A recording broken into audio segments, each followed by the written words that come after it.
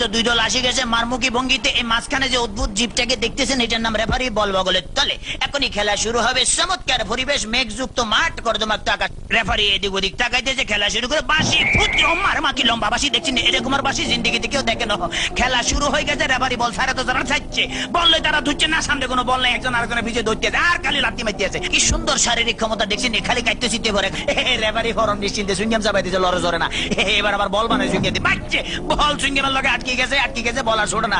এতে কয়ে কি কাম করলাম, রেফারি মুখের ভিতরে বল মারি দিয়ে, এটা তো গোল পোস্ট না, তবু মারি যে বল ছুটে না, ছুটে গেছে বল মারলো, কই মারলো আল্লাহ মারলো, একজনে পাইছে। আমা আমা একই আলামত দেখছেন নি, বুড়ের লাগে সিঙ্গেম লাগছে, সিঙ্গেম লাগে বল লাগছে, তেমন বল ছড়ে দেয় না। কি করবো, তাৎক্ষণিক ভাবে ডিসিশন চিন্তা করেছে, দৌড়ে রেফারিকে দৌড়াচ্ছে, রেফারি দৌড়ে হেঁটে দৌড়ে, রেফারি দৌড়ে হেঁটে দৌড়ে, এই দৌড়াইতেছে আমা রেফারি কাছে পড়ে গেছে।